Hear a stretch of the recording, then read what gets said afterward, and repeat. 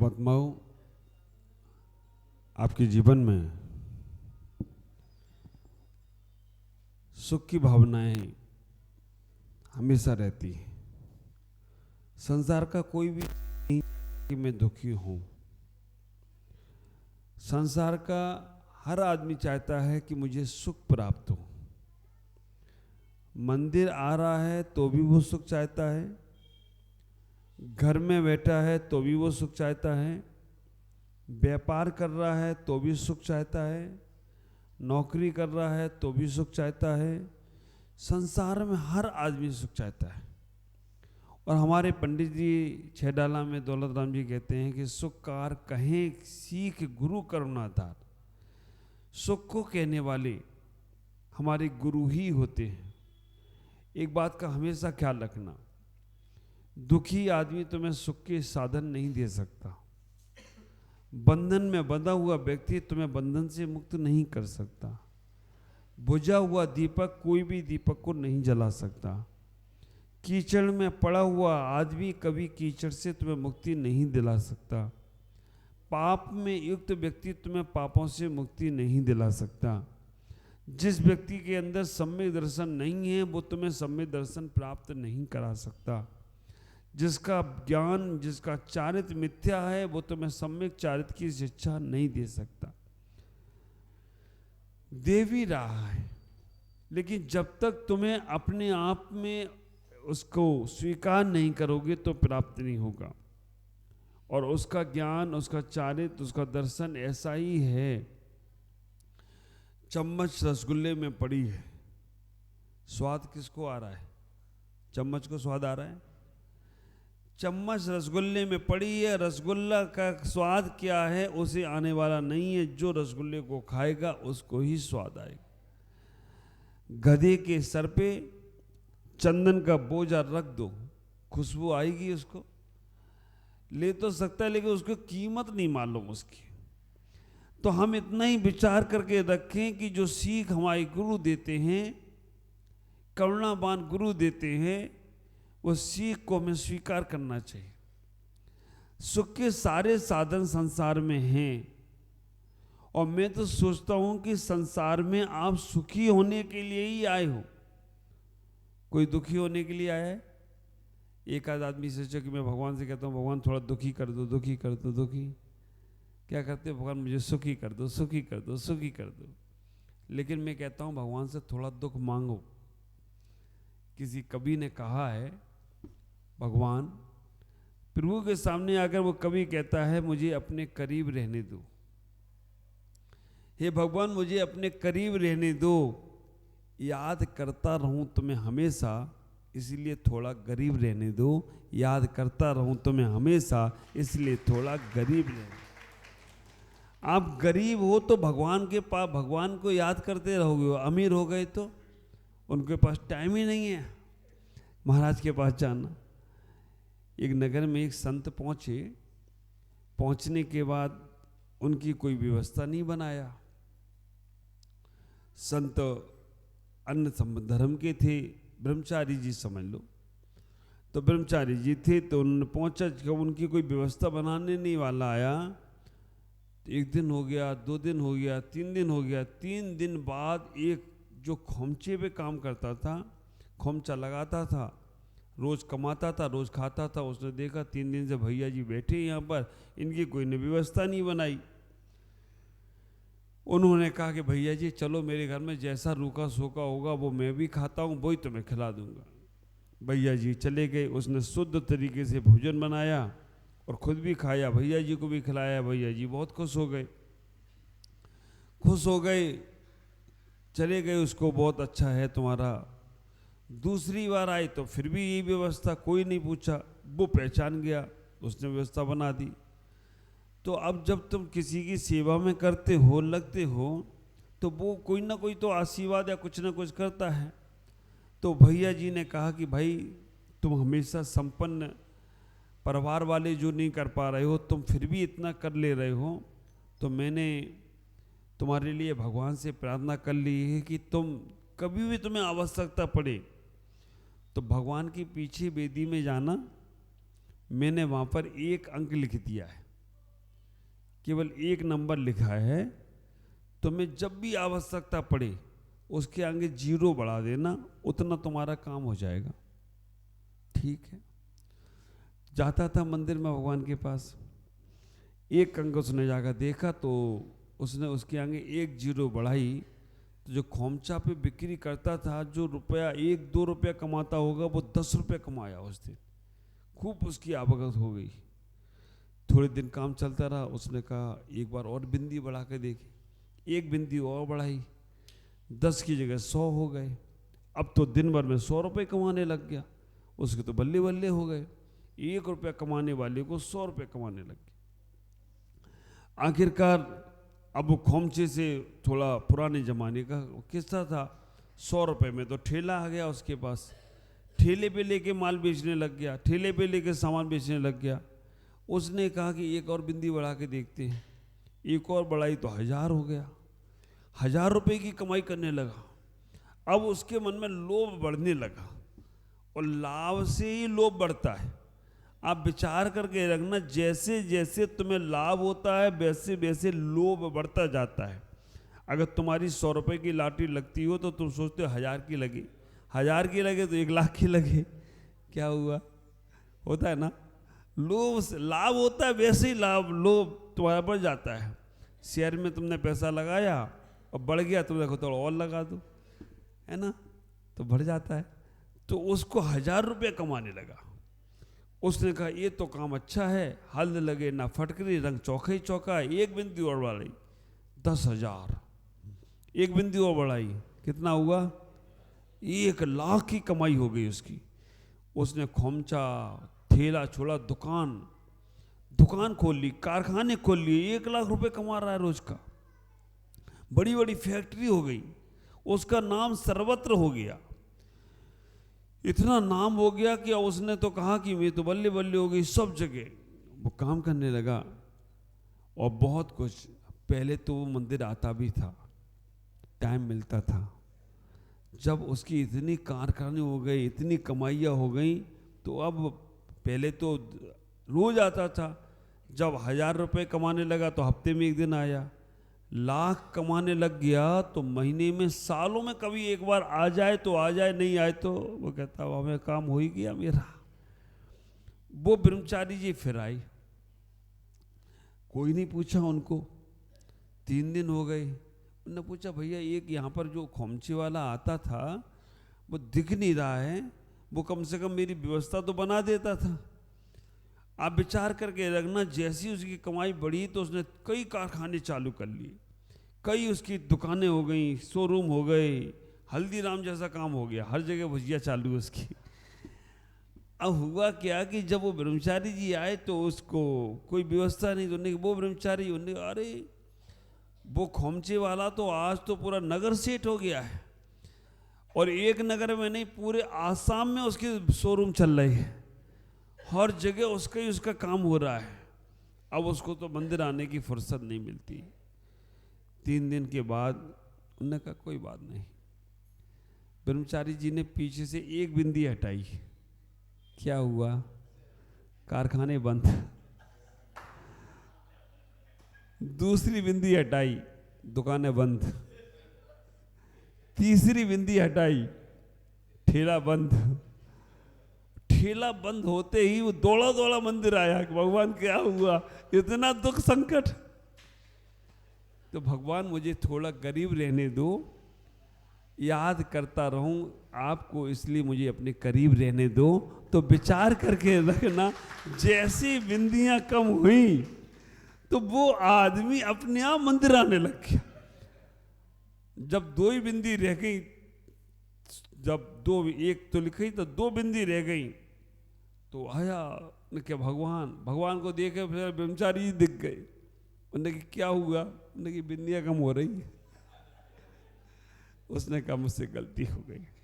आप विचार करके रखना, कितना भी संपन्नता आ जाए, कितना भी तुम आगे बढ़ जाओ, लेकिन 3 लोक के नाथ को नहीं छोड़ना, हमारे देव सास गुरु को नहीं छोड़ना, जो भगवत सत्ता है उसे नहीं छोड़ना, जो अच्छे व्यक्ति हैं उन्हें नहीं छोड़ना। हमेशा एक सुक्ति याद रखना, अच्छे लोगों के हाथ जोड़ते रहोगे तो बुरे लोगों के पैर पड़ने की तुम्हें जरूरत नहीं पड़ेगी। बुरे लोग भी तुम्हारे हाथ जोड़ें तो कोई आश्चर्य की बात नहीं।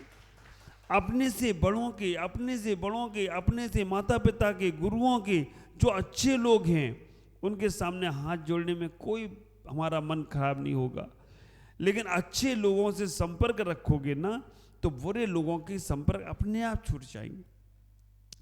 तो हमारे मन में सबको मालूम है, कभी कभी ये भी होता है कि बुरे व्यक्ति से हमें काम निकालना पड़े तो हाथ जोड़ना पड़ते हैं। वक्त पड़े तो बांका, गधे को कहे काका। तो कभी कभी हमें ऐसा करना पड़ता है कि हमारा काम बनाना है, अब वो व्यक्ति से हाथ जोड़ना ही पड़ेगी।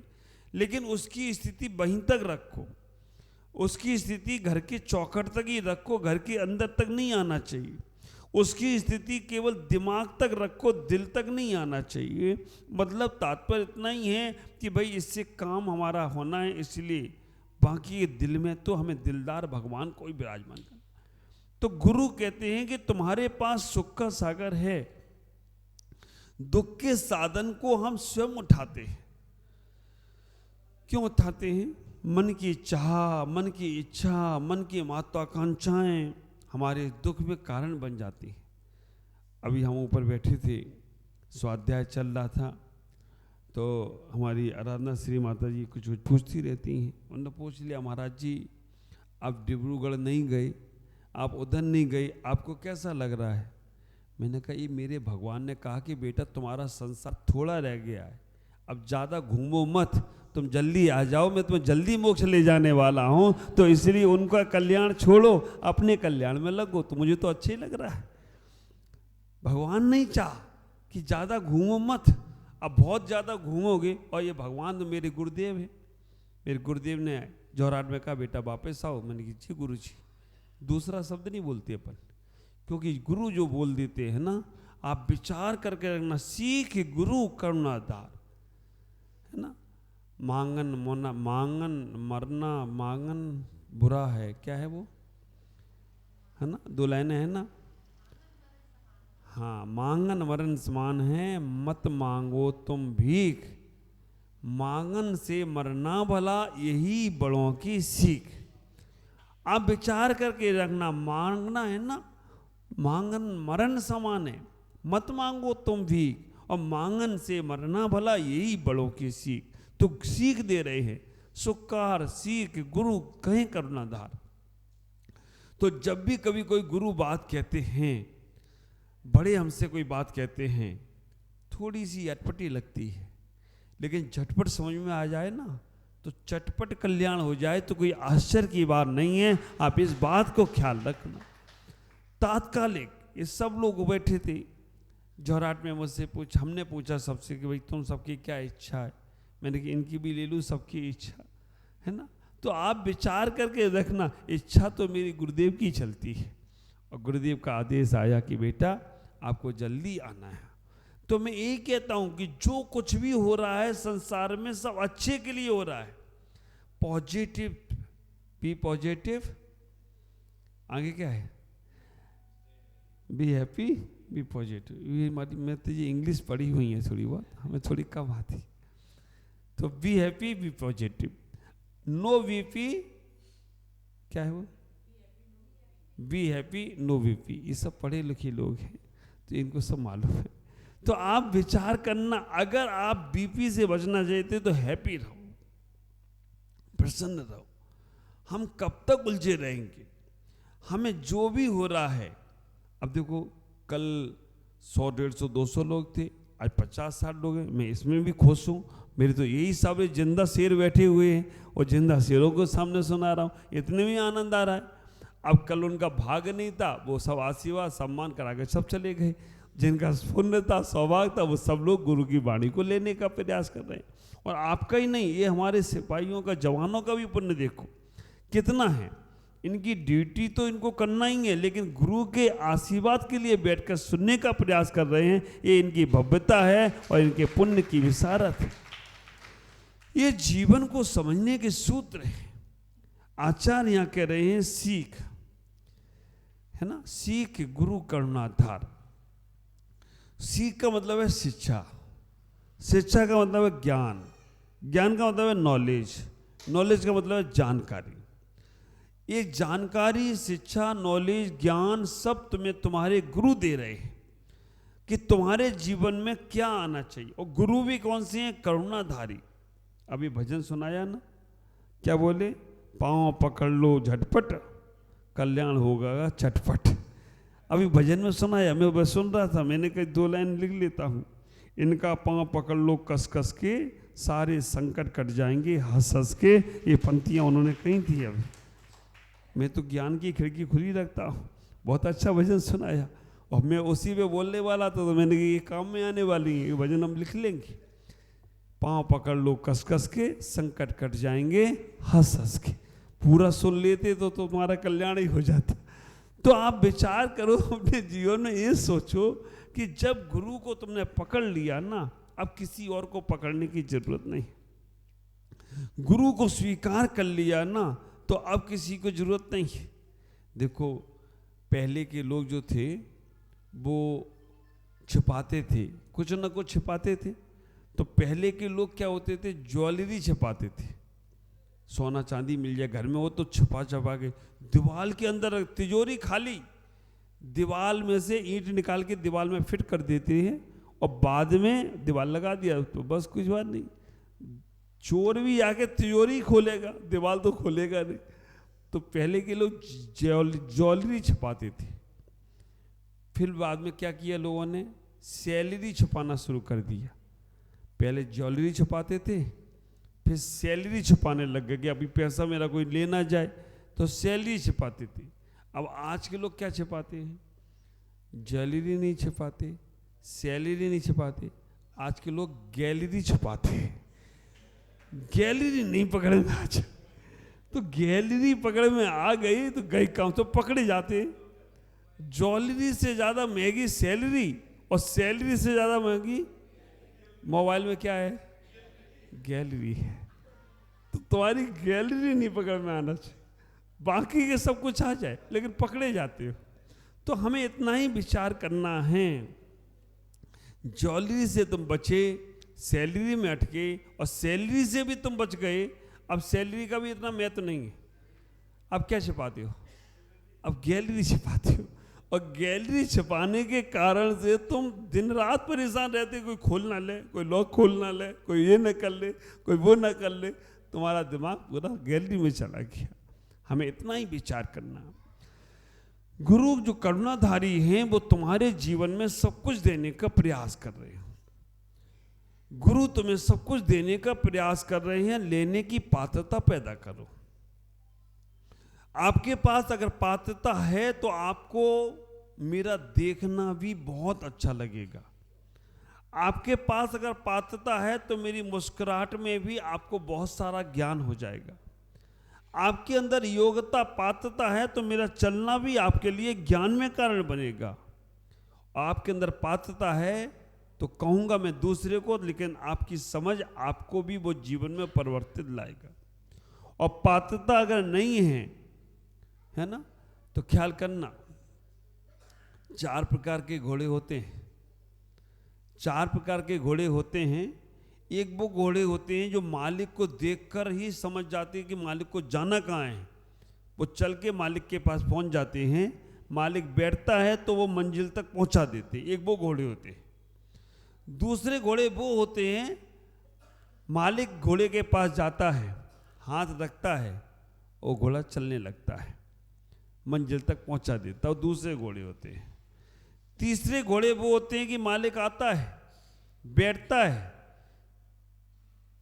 चाबुक हाथ में उठाता है तो वो चलने लगता है ना। वो तीसरा घोड़ा है। और चौथा घोड़ा होता है अड़ियल। मालिक आता है, बैठता है, हाथ फेरता है, चाबुक उठाता है और दे दनादन दे दनादन दे दनादन, लेकिन अड़ियल तो हटता ही नहीं है। अड़ियल वहीं अड़ा रहता है, पिटता भी रहेगा और वो अड़ियल है। 4 घोड़े, आप लोग कौन सी घोड़ी हो ये बताओ। आप विचार करके रखना, अगर गुरु के आने से, बड़ों के कहने से, बड़ों के आने से ही हमने अगर अपना जीवन परिवर्तन कर लिया, हमने समझ लिया कि अब हमें अपने आप को बदलना है, हम भगवान की भक्ति कर रहे हैं, अभिषेक कर रहे हैं, अब हमें कभी भी ड्रिंक नहीं करना है, अब हमें मसाला नहीं खाना है, अब हमें कभी भी गलत चीज़ों का सेवन नहीं करना है, हम 3 लोग के नाथ को छू रहे हैं, स्पर्श कर रहे हैं, हम गुरुओं को आहार दे रहे हैं, अब हमें रात में भोजन नहीं करना है, अपने आप ही समझ लिया। पहले वाले घोड़े हो। दूसरे वाले गुरु आए, उन्हें इशारा किया, दूसरे को बोला कि भाई ये गलत चीजें, इसे छोड़ दो। आपने जैसी जाना आपने छोड़ दी। दूसरे वाले हो। तीसरे वाले, भाई ये गलत चीज है, आप आहार दे रहे हो, आप भगवान का अभिषेक कर रहे हो, और आप तम्बाकू खाते हो, गुटखा खाते हो, सिगरेट पी रहे हो, ड्रिंक कर रहे हो, गलत चीज कर रहे हो, छोड़ दो। और छोड़ दिया। तीसरे। चौथे वाले, हाँ, खूब कहो, अड़ियले ही हैं, छोड़ेंगे ही नहीं। आप विचार करना, ये हमारे बच्चे जो चल रहे हैं, अक्षय, प्रासो, ऋषभ, है ना, सभी जो बच्चे 3, वो अभी निखिल चला गया, ये बच्चे अब मैंने कभी ने डीमापुर में नहीं छुड़वाया। निखिल अपने आप आकर बोलता है, महाराज अब मैं नहीं कभी मसाला खाऊंगा। उसकी माँ बोल बोल कर थक गई, लेकिन उसने आकर अपने आप संकल्प कर लिया कि अब मुझे तम्बाकू गुटखा नहीं खाना महाराज, मैं छोड़ दिया। ये हेमंत भी आ गया, इधर आओ बेटा, वहीं बैठ जाओ तुम, सोले में कपड़े पहने हो तुम, हाँ यहीं बैठो। तो आप विचार करें, ये सारे युवा, इनको मंदिर लाने के लिए मेहनत करना पड़ती है, लेकिन अभी ये डीमापुर से हमारा यहाँ तक बिहार कराए हों तो कोई आश्चर्य की बात नहीं। आप ख्याल करो, ये सारा देख के समझ जाते, फिर भी अगर हमारे चौथे तरह के लोग जो छोड़ते नहीं। आप ख्याल करके रखना, इस श्रावक की स्थिति नहीं है, हम साधुओं की कभी कभी स्थिति हो जाती है। वो भी चौथे प्रकार के व्यक्ति बन जाते हैं कि वो छोड़ते नहीं, तुम कितना भी बोल दो, अड़ियल हैं तो हैं ही हैं, तो नहीं छोड़ते, तो उनकी स्थिति क्या होगी। ख्याल करो, कर्म कभी किसी को छोड़ता नहीं है। बंद करूं या और बोलूं? हाँ, पैसा थोड़ी लग रहा है महाराज, बोलो। लेकिन आपका समय लग रहा है, आपका मन लग रहा है, और मेरे भी मन लग रहा है, तो मैं इसलिए और बोल रहा हूं। तो आप विचार करो अपने जीवन में कि हम कैसे उन बातों को अपने जीवन में उतार कर आगे बढ़ने का प्रयास करें। कैसे? अब कहते हैं कि कुंभ स्नान करने से पाप धुल जाते। अब बहुत सारे लोग नहीं जा पाए कुंभ में, है ना, नहीं जा पाए। उनके पाप धुलने का भी तरीका बताया है। जो लोग कुंभ में स्नान करने में नहीं जा पाए, पाप नहीं धुले, वो अपने सारे पाप अपनी पत्नी को बता दें, पत्नी धो धा के सब ठीक कर देगी। पत्नी को नहीं बता पाओ तो अपने गुरु को बता दो। आप विचार करके रखना, अगर आपके कोई भी पाप हैं गंगा स्नान करने से नहीं धुले हैं, कोई बात नहीं, आप अपने गुरु को बता दो। गुरु को बताने मात्र से आपके 25% पाप कम हो जाते हैं। अगर कोई गलती हफ्ते से हो गई, देखो बिना गलती का इंसान नहीं है। गलती जो करे, गलती जो ना करे, आप विचार करना। कहते हैं कि गलती जो करे उसे नादान कहते हैं। गलती जो करे उसे नादान कहते हैं। गलती करके सुधार ले उसे इंसान कहते हैं। गलती करके सुधार ले उसे इंसान कहते हैं। गलतियों पर गलतियां करे उसे शैतान कहते हैं। और जिससे कभी गलती ना हो उसे भगवान कहते हैं। जिससे कभी गलती ना हो उसे भगवान कहते हैं। हमें इतना ही विचार करना है। गलती होगी वो नादान है। नादान व्यक्ति से ही गलती होगी, समझदार से नहीं होगी। और होता है, अभी हम भगवान थोड़ी बन गए जो गलती नहीं होगी। तो गलती हो रही है तो समझ लो हम नादान हैं। समझदार व्यक्ति गलती नहीं करता है। गलती हो तो नादान। गलती करके सुधार लिया तो हम इंसान हो जाएंगे। गलती पे गलती, गलती पे गलती, रोज गलती कर रहे हो तो तुम शैतान हो। और शैतान शैतानी छोड़ेगा नहीं। कितना भी उसे मौका दो उसकी शैतानी रहेगी। चोर चोरी ना करे, हेरा फेरी तो करेगी, और जिससे कभी गलती ना हो तो वो भगवान है। तो हम विचार करें कि अगर गुरु करुणाधार हैं, अगर हमसे कभी कोई गलती होती है तो हमने अगर अपने गुरु को बता दी, समझ के रखना 25% पाप अपने कम हो गए केवल गुरु को बताने से। आप सोचो, हाँ, जीसस जब चर्च में कोई व्यक्ति जाता है, वो अपना कॉन्फ्रेंस क्या बोलते हैं उनको, फादर के सामने, फादर अंदर रहते हैं कटघरे में, और बाहर से वो अपने पाप बोल देता है, तो फादर कहते हैं तुम्हारे सारे पाप धुल गए। इतनी हिम्मत तो की उसने कि फादर के सामने पाप बोलने का। ये सिद्धांत जैन सिद्धांत है। अगर आपने अपनी बात को, अपनी गलतियों को अपने गुरु को बता दिया, अपने घर में अपने बड़े को बता दिया, और मैं एक चीज और बोल रहा हूं, तुमको अगर किसी पाप से डर लगता है तो आप वो पाप करने के पहले जिससे डर लगता है उसके पास बैठ जाओ, वो पाप नहीं होगा।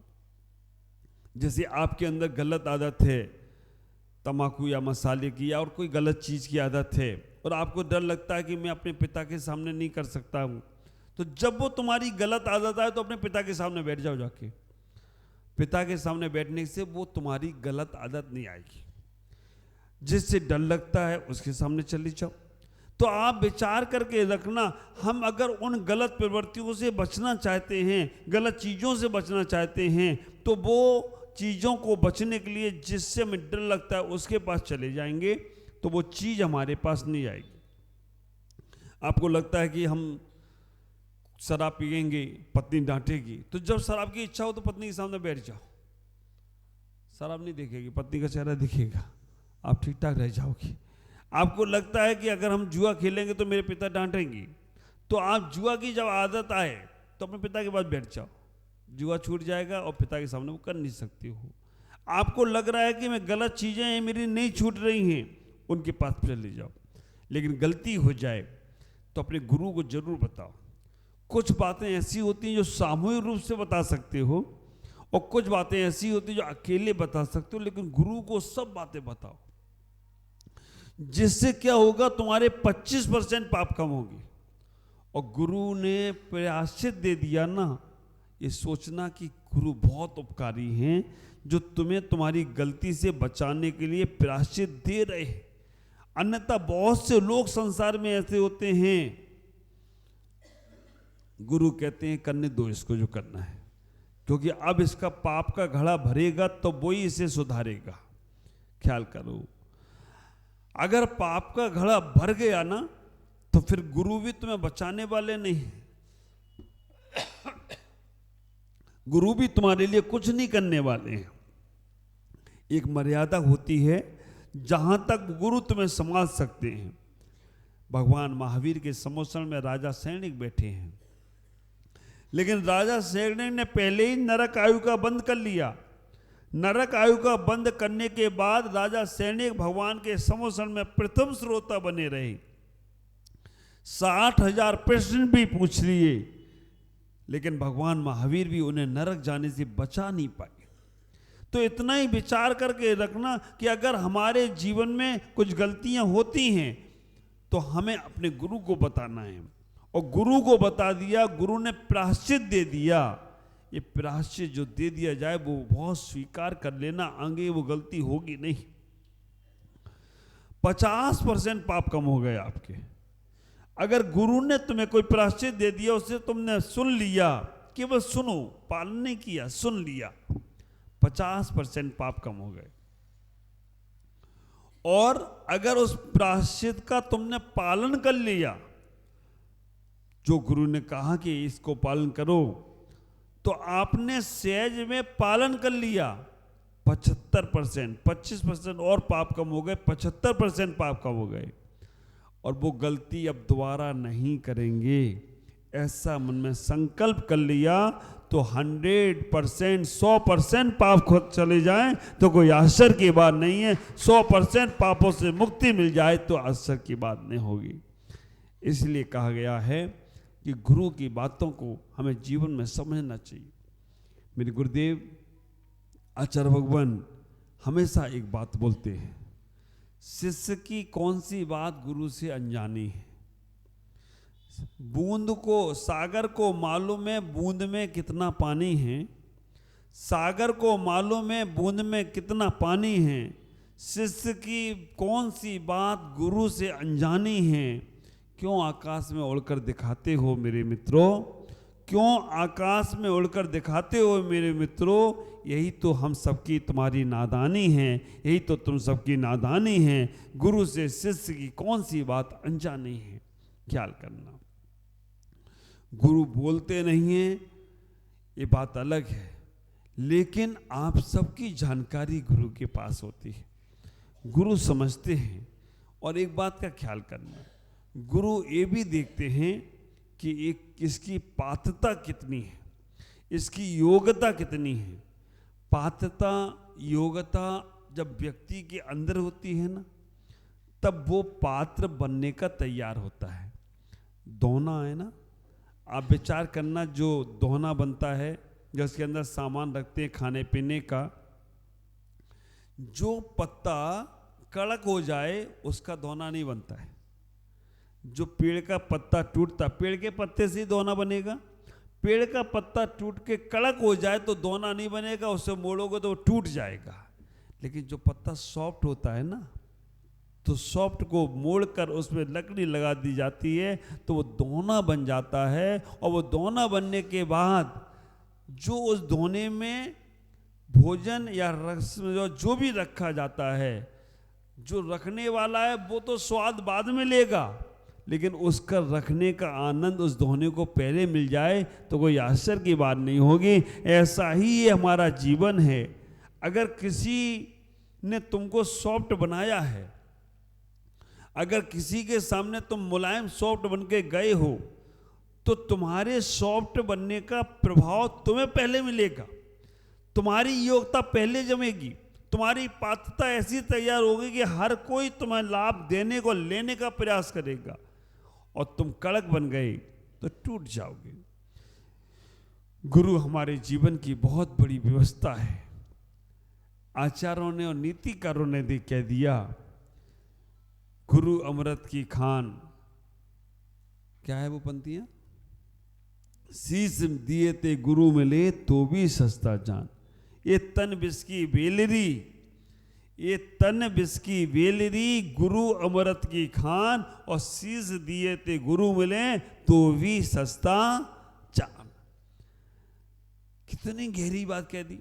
ये तन बिस्की बेलरी, गुरु अमृत की खान। अगर गुरु ने तुम्हारे इस वृक्ष को सींच दिया, गुरु ने अपनी अमृत वाणी से तुम्हें कुछ दे दिया, तो समझ के रखना तुम्हें सब कुछ मिल गया। आज हमारी जब युवा पीढ़ी साथ में आती है, ऐसे बच्चे हेमंत, प्रासोग, अक्षय, ऋषभ और हमारे विजय भाई पूरा डीमापुर तक पूरे चले गए और आ गए। मिट्टू भाई भी आए थे। आज ये बच्चे जब आते हैं, गुरु के वचनों को इतना से पालन करते हैं। ये हमारी ज्योति बहन भी कल सब जाने को तैयार थे। थोड़ा मैंने कहा रुको बेटा, अभी समय अच्छा आने वाला है, और जो तुम मेहनत वहां जाकर करोगे महीनों सालों, गुरु ने अगर पुण्य रूपी अमृत से तुम्हें भर दिया ना, तो सालों के काम महीनों में, और महीनों के काम घंटों में, और घंटों के काम मिनटों में हो जाए तो कोई आश्चर्य की बात नहीं। बहुत से ऐसे साधक होते हैं, अभी आएंगे मेरे चिन्नी वाले बच्चे, महीने भर तक, 15 दिन तक मेरे साथ ही रहेंगे। पहले आए थे, अभी आएंगे बच्चे बहुत सारी। उन कहते हैं कि हमने संसार की कमाई तो बहुत कर ली, लेकिन गुरु की सेवा की कमाई तो करने का मौका पहली बार मिलता। देखो हमारी कहाँ इटावा से रचना बहन, कलकत्ता से सल्ला बहन, कहाँ से, ये बगई गांव की अम्मा को देख लो, ये दिल्ली से देख लो, यहाँ पर आकर बैठे, ये डीमापुर के देखो, कहाँ से केवल गुरु का लाभ। क्योंकि अपने यहाँ रहकर गुरु का लाभ नहीं ले सकते हो, गुरु के दर्शन भी मुश्किल है। लेकिन बिहार में जब चलते हैं तो हमें हर जगह, मैंने कल बनाया, मौसम बड़ा सुहाना है, भक्तों का ही जमाना है। मौसम बड़ा सुहाना है, भक्तों का ही जमाना है। गुरु के साथ चलकर तो देखो, सारे तीर्थ के दर्शन हो जाएंगे और आत्मा का आनंद मिल जाए तो कोई आश्चर्य की बात नहीं। विचार करना, मौसम इतना सुहाना, वो मौसम भी मेरे अनुसार ही चल रहा है। वो कह रहा महाराज बताओ कब पानी बरसाना है और कब धूप निकालना है। हाँ, कार्यक्रम हो गया, रंगिया का रंग चढ़ गया सबको, तो उसने कहा पानी बरसा देता हूँ, थोड़ा गीला कर देता हूँ। नलबाड़ी में नल चालू किया तो मौसम ठंडा हुआ, फिर नलबाड़ी से ट्यूब निकल आए, तो ट्यूब में तो सब कुछ शॉर्टकट, सब शॉर्ट, नाम भी शॉर्ट, गांव भी शॉर्ट, और कहा मैं रास्ता भी दिखा दिया शॉर्ट कि महाराज कहाँ जाओगे, घूम फिर के स्टेशन भी चलो। ये स्टेशन से हमारा पुराना नाता है, स्टेशन से हमारा पुराना नाता है। मेरा स्टेशन पर रोज आना जाना होता है।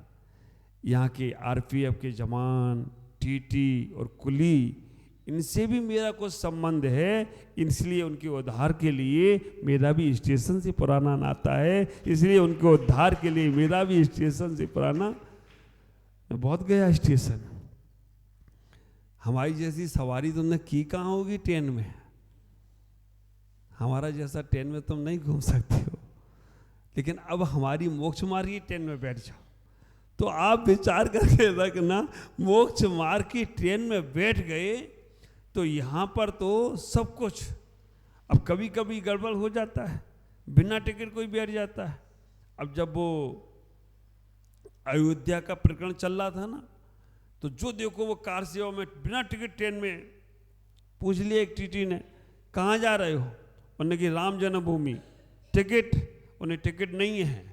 उन्हें चलो राम जन्मभूमि बाद में देखना, पहले कृष्ण जन्मभूमि दिखा देता हूँ तुम। क्या हुआ? अब वो टिकट नहीं, कहाँ जा रहे? राम जन्मभूमि। उन्हें राम जन्मभूमि बाद में देखना, चलो पहले कृष्ण जन्मभूमि दिखा देता हूँ। जेल में डाल दिया उसको। कोई वो भी तो देखना, दोनों जन्मभूमि आए, एक राम की और एक कृष्ण की। तो हमें इतना ही ख्याल करो, हमें अपने जीवन में जो कुछ भी करना है अपने से बड़ों को बता के करो। दो फायदे, काम अच्छा हो गया तो तुम्हें अहंकार नहीं आएगा, बड़ों के आशीर्वाद से हुआ, और काम बिगड़ गया तो बड़े तुम्हें कुछ कह नहीं पाएंगे। तुमने कहा था कर लो ऐसा, हमने कर लिया, अब नहीं हुआ तो हम क्या करें, तुम जानो तुम्हारा काम जाने। और तुमने उन्हें बिना बता के किया, अच्छा भी कर लिया, कहेंगे हाँ सब जुगाड़ से कर लिया होगा मिला जुला के, और बुरा हो गया तो तुमने हमें बताया कब था। तो इसलिए जो कुछ भी करना है, आज मैं अगर ट्यूब बैठा हूँ, यहाँ पूर्वोत्तर में घूम रहा हूँ और मैं कहाँ जा रहा हूँ, ये सब मेरे गुरुदेव को मालूम। इसलिए बिंदास, चिंता की बात नहीं है, क्योंकि करने वाले भी वही हैं, कराने वाले भी वही हैं, घुमाने वाले भी वही हैं। और जीवन में कल ये माता जी बोल रही थी हमारी प्रतिज्ञा से, गुरु के साथ आनंद बहुत है, कुछ भी कर लो सब माफ हो जाता है। अकेले में तो दम निकल जाए, प्राण सूख जाए, क्योंकि ऐसा ही होता है। बड़ों की छत छाया जिस पे रहती है, और बड़ों की छत छाया बड़े नहीं देते हैं। हमारे अंदर योग्यता होती है, पात्रता होती है, तो हमें अपने आप मिलता चला जाता है। आप लोग बहुत अच्छे हैं ट्यूब वाले, क्योंकि सबसे बड़ी बात, मैं सीधे हाईवे से निकलने वाला था और अब आसाम छूट जाएगा तो दोबारा आसाम में कब आना होगा मालूम नहीं। लेकिन फिर भी आपने कहा महाराज बाहरी बाहर मत जाओ, थोड़ा अंदर होकर भी जाओ, बाहर मत जाओ, अंदर होकर भी जाओ। और अंदर का ऐसा रास्ता दिखाया कि बाहर जाने की जरूरत ही नहीं पड़ी, अंदर ही अंदर ले आए हो, तो कोई आश्चर्य नहीं था। मैं आपसे इतना ही कहूँगा, आप लोगों का भी उद्धार नहीं हो रहा है। हमारे साथ जो जवान चलते हैं, हमारे साथ जो सिक्योरिटी गार्ड हैं, उनका भी, वो भी कहते हैं महाराज हमने हर बार कभी नेताओं के साथ लग गया, कभी कहीं लग गया, लेकिन अब इस बार मुझे गुरु की सेवा करने का मौका मिला। कल आप देख रहे थे आपके सीओ साहब है ना, नलवाड़ी के, कितनी बार ऊपर आकर पैर पड़ के जाते हैं, आरती सेवा भैयावृत्ति करके जाते, कि हमें पहली बार ये पवित्र शरीर को छूने का मौका मिल रहा है। हम लोगों के शरीर को छूना भी एक बहुत बड़ा पुण्य, महिलाएं नहीं छू सकती, कितने भी पुण्य कमा लो। तुमको माता जी की सेवा करना है, तुमको पुरुषों की सेवा करना है, ऐसा ही पुण्य हम जोड़ते जाएं। 8 बज चुके, क्या विचार है तुम्हारा? और अब तो भाई तो इतना ही विचार, हाँ ऐसी प्यास गहरी रखो। दोपहर में और शाम को फिर मैं बात करूंगा, आज इतना ही कहूंगा। सीख गुरु करुणाधार, अभी गुरु बाकी है, करुणा बाकी है और धार भी बाकी है। अभी तो सीख पे आए हैं हम। ये 6 डाला मेरा चल रहा है दीमापुर से, और दूसरा दोहाई चल रहा है। एक एक दोहे के एक एक अक्षरों में जो रस भरा है उसे सीखना है। गुरु जो सिखा रहे हैं उसे सीखो, तुम्हारा उसी में कल्याण होगा। और जो सीख जो होगी ना गुरु के द्वारा, वो सीखा हुआ आपके जीवन में सारी शिक्षाओं को फेल कर देगा। गुरु ने बोल दिया, बस वो जीवन में उतारने का प्रयास करो, तभी तुम्हारा जीवन कल्याण में होगा, आनंद में होगा। ओम नमः। जय गुरुदेव। जय बोलो आचार्य भगवान श्री।